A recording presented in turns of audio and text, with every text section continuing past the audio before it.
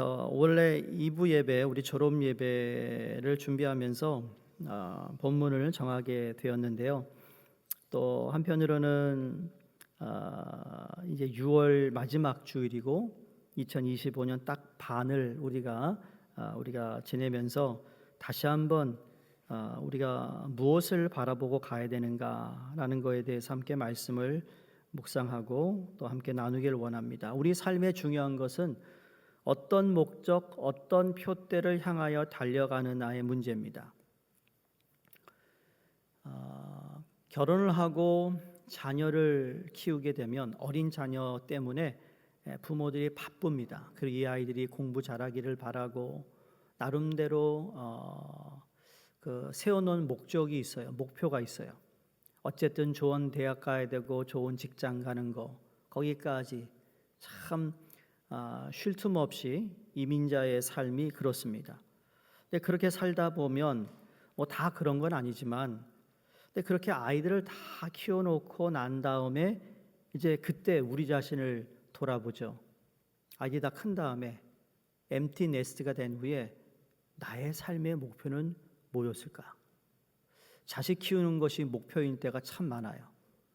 근데 정작 하나님이 나를 향한 목표가 있고 뜻이 있는데도 불구하고 그걸 그냥 우리가 잠시 내려놓고 자녀 양육 키운다는 것 때문에 거기에 전념하다가 우리의 타이밍을 놓치는 사람이 상당히 많습니다. 여러분, 사람에게는 어떻게 살아야 하느냐 하는 방법론이 있습니다.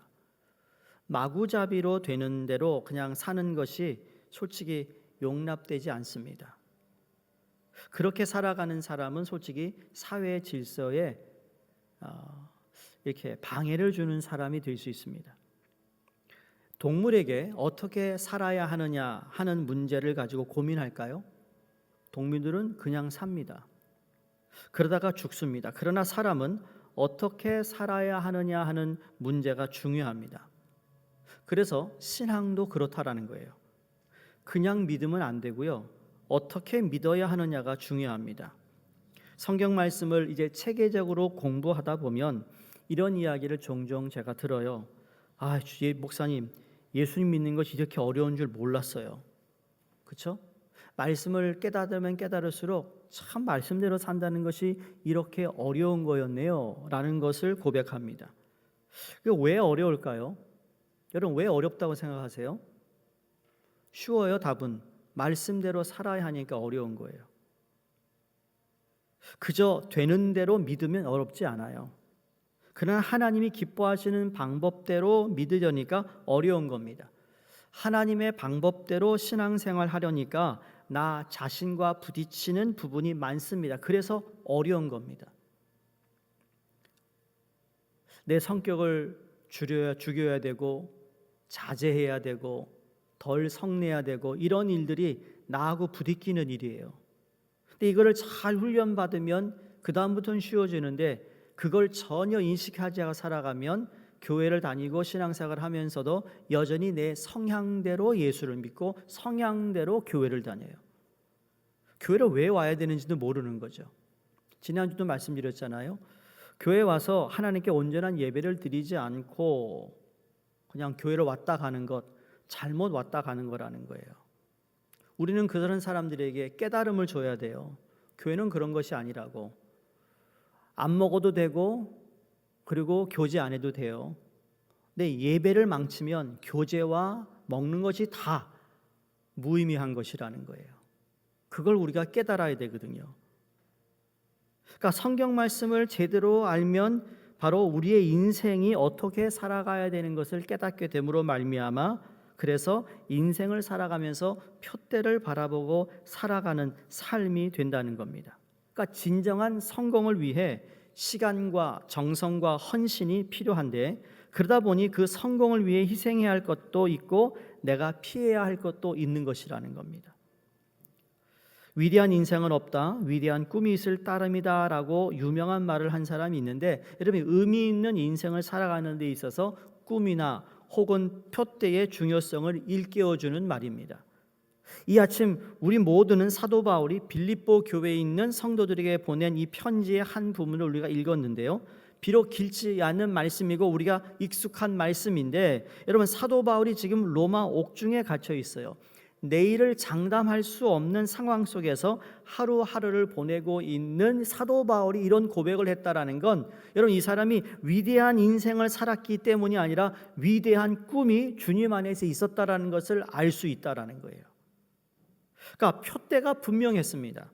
어디로 뛰어야 되는지 알았다라는 거죠. 그가 바라보고 달려가는 인생의 목표가 뚜렷했습니다. 유럽 대륙에서 제일 먼저 개척된 빌립보 교회, 사도 바울을 염려하며 격려와 기도를 아끼지 않은 빌립보 교회 성도들을 향해 그의 표대, 그의 인생의 목표, 그가 담대하게 증거하고 있습니다. 오늘 본문 말씀이 우리에게 제기하는 도전이 있어요. 그건 오늘 우리는 무엇을 바라보고 달려가고 있는가입니다. 우리는 무슨 표대와 무슨 목표를 바라보며 하루하루를 살아가고 있는가? 저희가 2025년을 시작하면서 여러분 앞에 보시는 표가 리셋입니다. 리셋. 다시 리셋을 해야 되는 거죠. 흐트러졌던 우리의 마음을 다시 가다듬고 마음을 모으는 것이 중요한 게 아니라 모아서 그러면 그 방향이 어디냐라는 것을 다시 한번 확인하는 겁니다. 왜 우리가 모이지? 우리가 왜 구역 모임을 하며, 우리가 왜 친교를 하며, 우리가 왜 선교를 하며, 우리가 왜 바자회를 하며, 왜 우리가 이렇게 BBS를 하며 돈을 들여가면서 이런 일을 하는 이유가 무엇일까? 우리 그냥 하는 거 아니잖아요. 심심하니까. 심심해서 하나요? 교회가요, 조용하면 정말 조용할 수 있고요, 교회가요, 신나면 되게 신날 수 있어요. 무슨 말인지 모르시겠어요? 조용한 교회를 원하세요? 신나는 교회를 원하세요? 네? 둘 개 다 하자고 그러는 분도 있는 것 같아요. 얼굴을 보니까.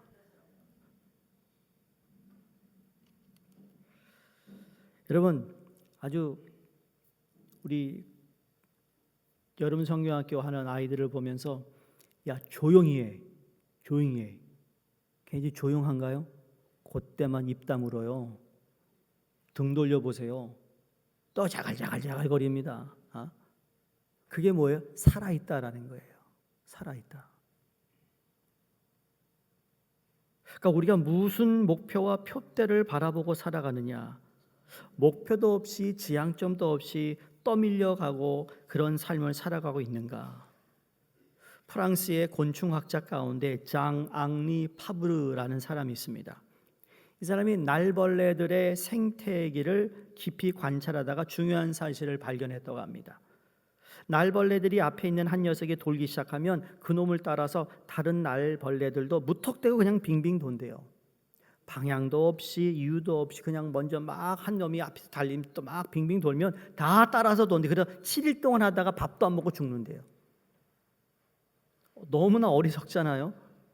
옆에다가 맛있는 음식을 갖다 두어도요, 그 첫째 날벌레가 빙빙 돌면 그걸 7일 동안 돌다가 결국은 굶어 죽는다는 이야기예요. 이런 모습이 날벌레들에게만 보이는 것일까요? 목표 없이 뚜렷한 표대 없이 살아가는 인생에게도 똑같은 일이에요. 7일과 70년 그 시간의 차이일 뿐이지 그러다가 죽는다는 거예요. 한 통계에 의하면 파브르가 관찰한 날벌레의 모습으로 살아가는 인생들이 전체 인류의 87%에 이른다고 합니다. 다른 사람들이 그렇게 사니까 그저 따라서 돈 벌고, 출세하니까 출세해야 되고, 즐기고 살아가니까 나도 즐기겠다고 살아간다는 거예요. 과연 나는 어디서 와서 어디로 돌아가는지, 무엇을 위해서 내 인생을 걸 것인지, 무슨 목표, 무슨 표대를 바라고 인생을 살아갈 것인지 물어보지도 않고 살아갑니다. 남이 건강에 좋다니까 좋은 약 다 먹고, 남이 좋은 거 재밌다니까 그린필드 다 나가고. 몰라요. 저는요, 누가 그거 하자 그러면 더 안 하는 성격이에요. 난 유니크하고 싶어. 똑같은 무슨 패션? 저 한 번도 따라간 적 없는 것 같아요. 나만의 내 패션을 다 가지고 살아가지. 그게 멋이 아니에요? 대중을 따라가지 않는다는 거예요. 제가 솔직히요, 이 코로나 시작하면서 갈등이 있었어요. 그 전부터. 그때는 옛날에 CD를 구워가지고 막 설교를 나눠줄 때였어요. 그리고 한 15년 전만 하더라도요, 막 매주 100장씩 CD 설교를 제 거를 해가지고 막 우리 전도팀이 나가가지고 막 매주 보내. 나 100장이 나가서 100장, 로컬에서만. 그럼 어느 순간 우리 미디어를 담당하는 집사님, 목사님, 이제 영상이 나가야 됩니다. 나 제발 카메라 나가는 거 싫다. 음성은 좋다. 웹사이트에 음성으로 나가라. 카메라는 받기 싫다. 카메라 받기 시작하면 참 할 게 많다. 그렇죠? 우리 미디어한테 물어보세요. 카메라 바꿔야지, 뭐 해야지, 업그레이드 해야지, 이게 많은 거예요. 지금은 이제 뭐 그게 다 노움이 돼가지고 하긴 하지만 가능하면 안 하면 좋겠다. 안 할 수 없는 시대가 되어서 이제 말씀을 드리는 거예요. 어찌되었든 우리가 살아가는 삶 가운데 누가 다 하니까, 다른 교회 다 하니까 우리도 합시다. 그게 아니고요. 왜 그걸 해야 되느냐 묻고 가자는 거예요. 무의미하게 시작하는 일은 없습니다. 그렇죠? 지금 여러분 이제 저 옆에 보니까 이제 뭔가 좀 윤곽이 드러나잖아요. 저거 그냥 하지 않았잖아요. 저렇게 돈 들여가면서 애쓰면서 하지 않았거든요. 저게 다 이유가 있는 거예요. 그러니까 우리가 하는 일에, 여러분이 삶에 하고 있는 모든 일이 다 하나에서 끝까지 그냥 하시는 일은 없다고 생각합니다. 이건 신앙도 마찬가지고 우리의 교회도 마찬가지라는 거예요. 우리는 하나님의 고유한 그 형상으로 지음받았기 때문에 여러분 우리는 물어야 합니다. 내 인생의 표대를 놓고 고민해야 합니다. 그런데 오늘 우리는 이 고민에 옛날처럼 고민하며 살아가고 있는지 다시 한번 6월 마지막 주 7월이 시작되기 전에 다시 한번 점검하고 주님께 우리의 자신을 한번 비추어 볼 수 있기를 바라는 마음입니다. 사도 바울이 기록한 오늘 말씀 속에 보면 이런 질문이 있어요. 이 도전 앞에서 우리 자신을 스스로 돌이켜보게 되는데요. 오늘 우리는 무엇을 바라보고 달려가고 있는가? 과연 바라보고 달려가는 표대가 있는가입니다. 이걸 감옥에 갇힌 사도 바울이 감옥 바깥에서 자유인에게 묻고 있습니다. 인생이 바라보고 달려가야 할 표대가 있다면 그 무엇이 우리 가슴에 품고 살아가야 할 삶의 목표가 무엇인지. 많은 사람들이 여러분 성공을 표대를 삼아 인생을 살아갑니다. 이 세상에서 성공을 마다하는 사람은 아무도 없어요. 돈을 많이 버는 것도 성공이요, 많은 사람들이 바라보는 어떤 표대가 됩니다. 직장에서 승진하고 성공하고 이거 역시 우리 모두가 원하는 겁니다. 또 어떤 분들은 더 많은 사람들에게 인정을 받는 것, 이거 역시 우리 마음속 깊은 곳, 은밀히 꿈틀거리는 표대이기도 합니다. 모든 사람이 다 자기 나름대로의 성공의 표대를 가지고 달려가는데 어떤 때는 치열한 경쟁에서 승리를 하고 남을 밟아야만 올라서는 그런 일도 있습니다. 세미하게 들려오는 양심의 소리를 묻어둔 채 내가 더 많이, 더 높이, 더 넓게 추구하며 살아가기를 원하는 마음이 우리에게 있는데 우리 모두는 세상에 많은 사람들이 추구하는 이 성공이라는 표대를 엄밀히 점검해 볼 필요가 있다라는 거죠. 과연 무엇이 성공인가이라는 거예요. 세상에서 흔히 말하는 성공, 여러분 그것도 우리가 성공 믿는 사람의 성공의 정의인가? 이 같은 물음에 대한 해답을 오늘 사도 바울의 고백에서 찾아볼 수 있어요. 사도 바울의 인생을 어떻게 생각하시나요? 여러분 사도 바울의 인생이 성공한 인생입니까? 어떤 인생이라고 생각하세요? 만약에 여러분이 사도 바울의 인생이 성공한 인생이라면, 그래서 사도 바울 같은 삶을 살아야겠다라고 말씀하신다면, 그래서 여러분의 자녀의 이름을 폴이라고 지었다면 여러분 다시 한번 들여다보자는 거죠. 지금 사도 바울은 감옥에 있어요. 경제적으로 풍요한 사람이 못 되었습니다. 권력의 힘을 휘두르는 사람은 더더욱 아니었습니다. 인기의 정상을 누린 사람도 아니었습니다. 곳곳에서 얻어 터지고 반대와 비판의 소리를 들어야 했습니다. 죽을 고비를 수없이 넘기며 가난과 궁핍에 시달려 했습니다. 그는 부활의 영광에 이르는 그 꿈, 예수 그리스도 안에서 찾은 표대, 그게 오늘 10절의 말씀이잖아요. 주님께서 약속하신 부르심의 상급을 바라보며 끝까지 달려갔다 그랬습니다. 그 표대를 바라보다가, 그리고 그렇게 달려가다가 감옥에 갇히고 끝내는 하나뿐인 목숨까지 기꺼이 바치는 삶을 살았습니다. 세상의 눈으로 이건 초라하기 이를 데 없는 인생이요, 어느 누구도 그의 인생을 성공했다라고 말할 수가 없습니다. 그런데 성경은 그렇게 말하고 있지 않습니다. 성경은, 하나님은 사도 바울을 통하여 나의 착한 종, 충성된 종, 하나님의 나라에 많은 상급, 면류관이 준비된 사람으로 살았다라고 성경은 그를 평가하고 있다라는 거죠. 우리는 사도 바울이 바라보고 달려간 진정한 인생 성공이라는 표대 속에서 세 가지 중요한 모습을 발견하는데요. 첫 번째, 진정한 성공이란 나만의 성공이 아니라 다른 사람도 세우고 일으켜주는 성공이 진짜 성공입니다. 나만 잘 되는 게 아니에요. 제가 2부 졸업 예배 때 이 설교를 할 텐데, 우리 젊은이들에게 당 너희들이 공부만 잘하는 거, 돈 많이 버는 게 성공이 아니다라는 걸 꼭 알려주고 싶어요. 네가 성공함으로 누군가가 그 성공을 통하여 세움을 받는 일이 있어야 된다는 거죠. 그게 예수님 하신 사역이고 모든 하나님의 일꾼들이 한 사역이에요. 우리가 열방 기도를 기도할 때마다 여러분 거의 비슷한 거예요. 지금 그쪽 나라들을 지금 하고 있잖아요. 아프리카. 어떤 것이 지금 계속 반복되고 있죠? 주로 무슬림 국가예요. 두 번째는 뭐예요? 국가가 안정적이지 않아요. 세 번째 뭐죠? 누가 가장 희생을 당하죠? 아이들이에요, 아이들.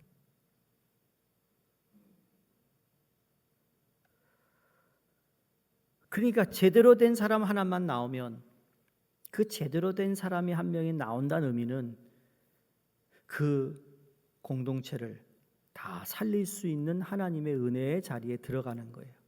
그래서 모세가 중요한 거죠. 아브라함이 중요한 거고, 그 한 사람 때문에 하나님이 그 가문을 책임져 주시잖아요. 그러니까 여러분 한 사람 때문에 여러분 가정과 가문을 책임져 주신 하나님을 경험해야 되는데, 이것이 지금 1세대에서 끝나는 게 아니라 2세대, 3세대까지 이어져야 될 줄로 믿습니다.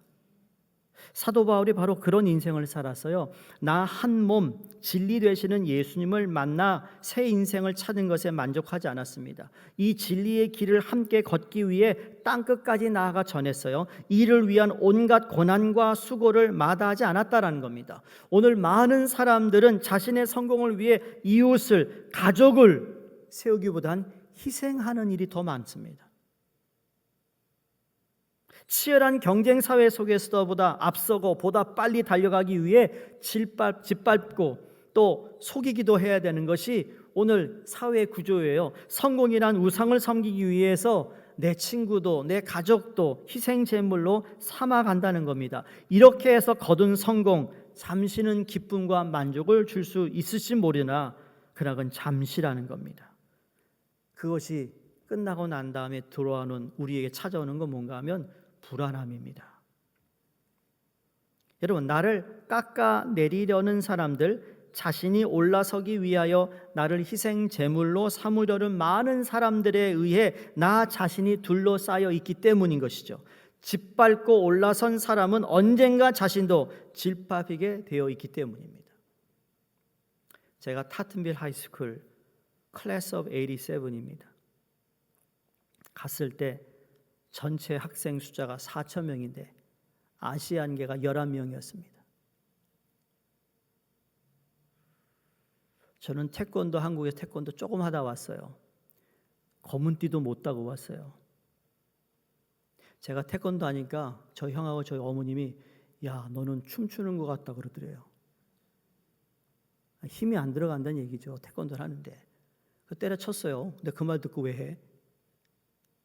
여기 왔는데요, 이 백인들 사회 이 구조에 내가 살아남아야 된다는 생각이 들었어요. 미국 와서 9학년 올라갔는데 내가 살아남아야겠다.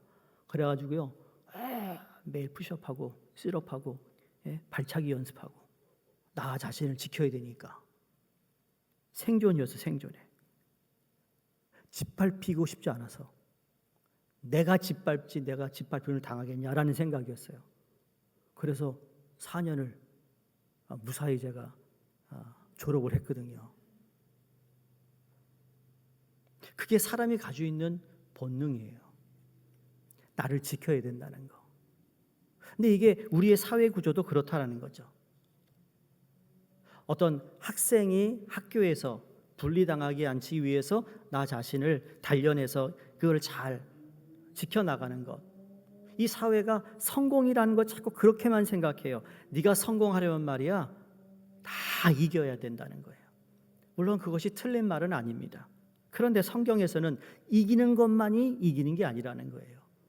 하나님께서 얘기하시는 성공은 뭔가 여러분 꼭 마음에 두셔야 됩니다.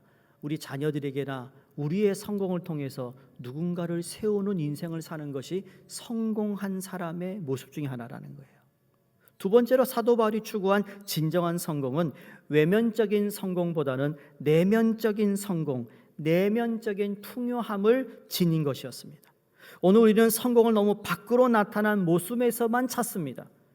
그러니까 높이 올랐어도 기쁨이 없다면 과연 진정한 성공일까? 많이 가졌어도 허무함을 느낀다면 그것이 진정한 성공입니까? 유명해졌어도 내면적 풍요함이 없다면 과연 진정한 성공이겠느냐라는 거예요.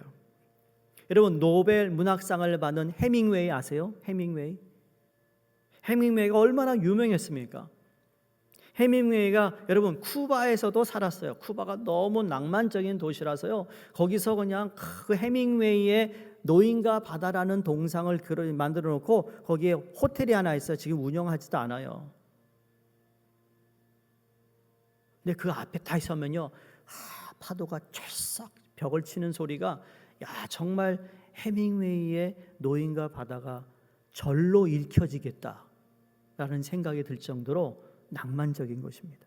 근데 여러분 해밍웨이도 독실한 크리스찬 의사인 아버지 밑에서 믿음 안에서 양육하려 했던 어머니 그 양육 밑에서 태어나서 해밍웨이가 어렸을 때는 충실히 교회 생활을 했다라는 겁니다. 그러나 성인이 되어 하나님을 떠난 후 그의 인생은 부와 명성은 걸머쥐었지만 늘 허무와 공허에 사로잡혀 살았습니다. 그는 생애 마지막쯤 이런 글을 남겼는데 나는 전지약이 다 떨어지고 배터리 약이 떨어지고 코드를 꽂으려고 해도 꽂을 전원이 없어서 불이 들어오지 않는 진공관처럼 외로움과 공허 속에 살고 있다 그랬어요. 결국 그리고는 그는 스스로 목숨을 끊습니다. 문학적인 공헌은 훌륭합니다. 그러나 내면의 풍요함을 잃어버린 그의 인생을 과연 진정한 성공이라고 말할 수 있는가라는 겁니다. 성도님들, 우리의 진정한 성공은 내면적인 풍요함을 지닌 것이라는 것을 잊지 않으시기를 바랍니다. 마지막 세 번째로 이 땅에서의 성공도 중요하지만 영원 속에서, 다른 말로 표현하면 우리 주님 앞에서의 성공이 더욱 중요하다는 사실입니다. 무슨 말인가 하면 아무리 이 세상에 성공하고 부귀를 누렸다 해도 요단강 건너가서 주님 앞에 내 인생을 결산할 때 우리 주님께서 모르신다고 하면 우리 인생은 실패의 인생이었습니다. 그리고 영원한 실패자가 됩니다. 그러기에 사도 바울은 오늘 본문 말씀에서 되풀이해서 외치고입니다. 나는 표대를 향하여 달려간다 그랬고 위에서 부르신 부름의 상을 바라보고 쫓아간다. 그가 동참하기를 원하는 부활, 그가 바라보는 표대 부름의 상은 모두가 영원을 포함하고 있는 표대였습니다. 이 세상에서의 표대가 아니었다니까요. 이 세상에서 누리는 표대가 아니라 저 영원한 곳에 표대를 두고 살았어요. 그래서 이 땅에 살면서 조금 힘들고 피곤하다 할지라도 저 영원한 표대, 나를 위해 부르신 그 상을 받기 위해 내가 달려간다고 고백했던 그 고백이 우리 고백이 되어야 된다는 거예요. 성도님들, 우리 인생의 진정한 성공과 실패는 한순간 돈을 벌었다고 결정되는 것이 아니라 어느 한때 유명해졌고 내가 알려졌고 여기에 있는 것이 아니에요. 인생에서 높이 출세했다고 남들이 알아준다고 해서 결정되는 게 아니라는 거죠. 물론 이 모든 것 필요 없다는 말은 아닙니다. 이것 또한 중요합니다. 그러나 더 중요한 것, 보다 본질적인 것을 잊지 말자는 거예요. 인생의 궁극적인 성공과 실패는 종점에 가봐야 하는 거예요. 제가 어렸을 때 미국 왔는데 한국에서 못 보던 자동차를 보더니 제가 자동차 디자이너가 된다고 그랬어요. 여기서요, 뉴욕 칼리시움이 어딘지 아세요? 뉴욕 칼리시움. 이상호 장로님 뉴욕 칼리시움 아세요? 장로교 어쩌기 장로이 워낙 발이 넓으셔가지고 81년도에는요 오로쇼 아세요? 오로쇼 자동차 쇼 하잖아요. 1년에 한 번. 제비센터에서 안 했어요. 저 위에 뉴욕 칼리시움에서 오토 쇼를 했어요. 제가 그 얘기를 딱 듣고는요, 그때 무슨 내비게이션이 있어요. 이 섬에서 사는 섬 아이가 저 섬 사람이었어요. 지금 와서 보니까 내 섬 사람이었네. 제가 도시에 살 때는 말이죠, 섬 사람이라는 생각을 한 번도 한 적이 없어요. 여기 들어오니까 섬 사람이네. 우리 섬 사람이에요. 전 집사님 섬에서 섬으로 왔잖아요. 거기 가는데요, 이제 집에서 버스를 타고 페리까지 가야 되잖아요. 갔어요. 영어를 알아는 뭘 알아요? 그 무슨 지도가 있어요. 물어봐가지고 타고, 그러면 매 버스 스탑하는데 지금 제대로 가고 있나? 영어도 모르는데 알파벳 매칭하는 거, 지금 매칭하고 하는 거예요. 그림을 보도 가듯이. 그래가지고 갔어요. 그래가지고 이제 페리를 타고 가네요. 저 뉴욕, 멋있는 뉴욕 그 강을 쫙 건너서 월트레이드 센터가 딱 앞에 보이는데, 이야, 그거 하나도 안 들어와요. 왜? 내가 가는 게 맞느냐 안 맞느냐 거기에 관심이 있으니까. 다른 거 하나도 안 들어와요. 내렸네요. 1번 트레인을 타고 60역까지 올라가는데 에브리 스탑마다 내가 보는 거예요. 이거 지금 제대로 가나 못 가나, 어디서 내려야 되느냐. 결국은 2시간 40분 만에 그 오토쇼 가서 차를 보겠다고 갔던 제가 생각나는 거예요. 거기 가니까 왔다. 집에 갈 때는 그때 걱정하자. 지금은 차를 봐야 되니까. 그리고 차를 그리고 무슨 차가 나왔고, 주는 캐달라고는 다 받아서 이만큼 그냥 가방에 매가지고 돌아오는데, 야, 종점에 가니까 마음이 편한 거예요. 근데 갈 때까지는 편하지가 않은 거예요. 성도님들, 우리의 인생의 성공과 실패는 종점에 가보면 알아요. 내가 제대로 왔는지 안 왔는지. 그러니까 내가 지금 제대로 잘 가고 있는지를 확인하는 것이 우리에게 필요하다라는 거죠. 모두에게 그렇습니다.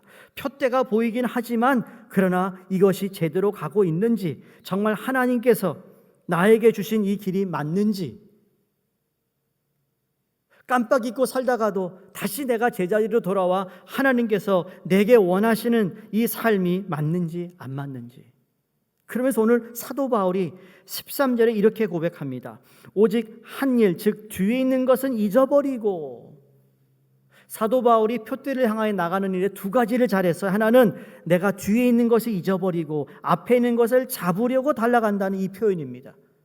사도 바울의 부끄러웠던 과거를 이야기하는 것이 아니라 자랑스러운 충성의 자취도 포함되어 있습니다. 내가 과거에 그리스도인들을 핍박했던 사람이었지만, 그러나 나를 용서하셔서 그걸 뒤로 이제 두고 이제 내가 앞으로 가야 할 길을 달려간다. 과거에 매인 인생이 결코 앞으로 나갈 수 없음을 자명한 일이에요. 이민 생활의 정착 과정에서 여러분이 사실이 분명히 드러나지 않습니까? 대부분 한국에 여기 오신 만나면 내가 한국에서 그래도 뭐뭐 했다라는 분들이 많아요. 좋아요, 좋아. 근데 태평양 건너오면서 어떻게 됐죠? 새로운 이민 생활을 시작하잖아요. 좋은 대학 나온 분들도 세탁소에서 프레스하고 말이죠. 그렇죠? 그게 이민 생활이라는 거예요. 근데 여기 와서도 계속 내가 과거에 이랬는데 잘 나갔는데 미국 갔더니 안 되더라. 여러분, 그러면 앞으로 못 나간다는 거죠. 뒤에 있는 것은 잊어버리고 앞을 향해 달려가는 겁니다. 물론 과거의 역사의 교훈까지 잊어버리자는 이야기는 아닙니다. 과거의 자랑스러움에 매여 교만에 빠지지 않기 위해 뒤에 있는 것은 잊어버리라는 거예요. 그러면서 12절 13절에 아직 잡은 줄로 여기지 않는 삶의 태도를 우리에게 보여주는데, 내가 이미 얻었다 함도 아니요 온전히 이루었단도 함이 아니라 형제들아 나는 아직 내가 잡은 줄로 여기지 아니하고 그랬습니다. 이 말씀을 자신을 열고 앞을 향해 달려가는 바울의 모습을 우리에게 전해주고 있습니다. 영원한 이 표대를 바라보고 달려가는 사람은 열린 마음, 겸손한 자세가 필요하다는 겁니다. 이미 온전히 이루었다고 생각할 때 우리의 인생은 정체 상태에 접어듭니다. 이제 이만큼은 됐다, This is enough, 그러면 거기에 끝나는 거예요. 그렇게 살지 말라는 거죠. 온전히 이루었다 생각할 때 우리는 거기에 멈춥니다. 이미 잡았다고 생각하면 우리 인생은 더 이상 앞을 향해 나아가기가 힘들어집니다. 성도님들, 우리 함께 진정한 성공의 표대를 가슴에 품고 달려갈 수 있기를 바랍니다. 나뿐만 아니라 이웃을 가슴에 품고 외면적인 것을 넘어서 내면의 성공을 추구하고 주님 앞에서 서는 그날 영원한 성공의 표대를 바라보고 달려가기를 바랍니다. 포르투갈의 국민 가수인 로드리게스 아말리아라는 여자 가수가 있습니다. 이분이 1990년 세상을 떠날 때 얼마나 국민 가수였는지 포르투갈 정부에서 사흘 동안 이 가수를 애도하자 그래가지고 선포를 합니다. 그래서 리스본 대성당에서 그녀의 장례식이 엄수된 후에 이제 6명의 운구위원이 아말리아의 관을 어깨에 메고 나섭니다. 성당 안에 있던 모든 조객은 다 일어나 관을 향해 박수를 치기 시작합니다. 긴 복도를 걸어 나가는 동안 계속 박수는 성당문을 나서자 운집한 조객들에 의해 더 큰 박수 소리를 이어집니다. 아말리아에 대한 사랑과 애도를 많은 사람들이 박수로 표현한 것이었다라고 그 당시 보도한 기자가 얘기합니다. 전 이걸 보면서 이야기 듣고 참 멋있다는 생각을 해봅니다. 왜 멋있는가? 우리 인생이 끝날 때 남아있는 성도들이 손뼉을 쳐줄 수 있다면 얼마나 멋있겠어요. 내 인생을 마치고 주님 앞에 나아갈 때 우리 주님께서 앞서간 우리의 신앙의 선배들이 야, 아무개가 영원한 하늘나라에 들어오는가라고 박수를 치며 환영해 주는 삶을 살았다면 얼마나 멋있겠어요. 아멘입니까? 우리 모두 그렇게 살았으면 좋겠습니다. 그날 박수를 받을 수 있는 그런 인생을 우리 살아보자라는 거죠. 그러기 위해 표대를 바라보고 오늘도 사시기를 주 이름으로 축원드립니다. 기도하겠습니다. 하나님 감사합니다. 사도 바울이 뒤의 것을 잊어버리고 앞을 향하여 나아갔던 것처럼 아직 눈에 보이지만 잡지 않았기에 끝까지 그가 달려갈 길을 달려갔던 것처럼 하나님 우리에게도 영원한 그 나라의 표대를 향하여 쉼없이 달려가는 우리의 인생 가운데 위로도 주시고 새 힘도 주시고 우리에게 믿음도 주시고 하나님 마지막 종점까지 잘 이룰 수 있도록 우리와 함께 하시고 도와주시옵소서. 예수님 이름으로 기도드리옵나이다. 아멘.